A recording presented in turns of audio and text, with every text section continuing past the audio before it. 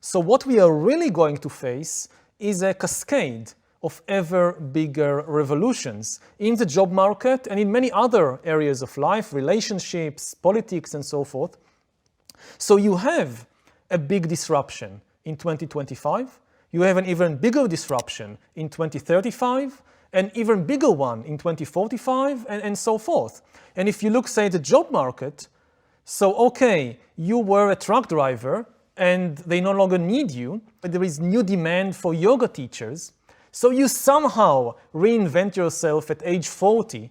I'm no longer a truck driver, now I'm a yoga teacher.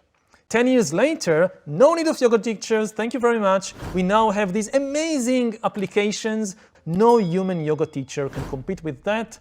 You're out of job. You have to reinvent yourself again as a designer of virtual world games. And you do it somehow. But 10 years later, you have to do it again because this too has now been automated. And even if you get support from the government and there is all these education for adult system, the really big question is, again, it's psychological.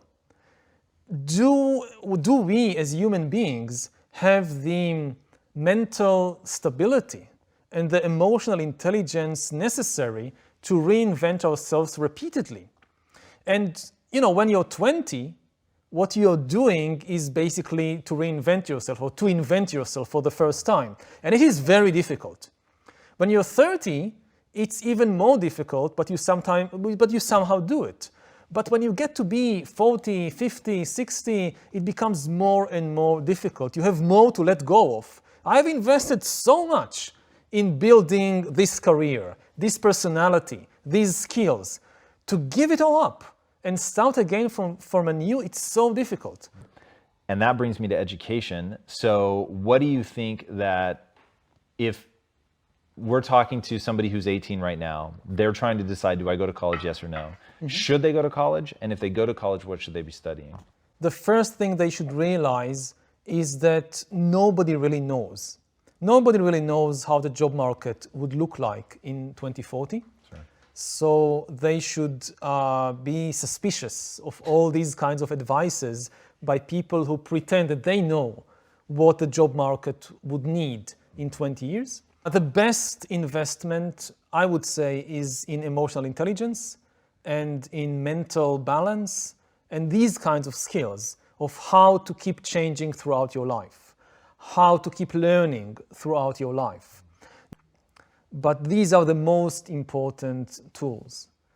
So whatever you choose, you can go to law school, you can go to ballet school, but you should keep in mind that much of what I'm learning might be irrelevant in 20 or 30 years. So whatever else I'm doing, I should also invest in developing my emotional intelligence, my mental balance, my ability to keep changing and learning and reinventing throughout my life.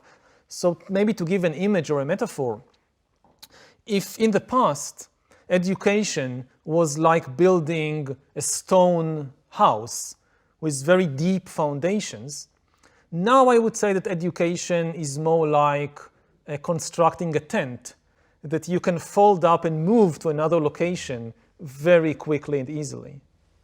That's a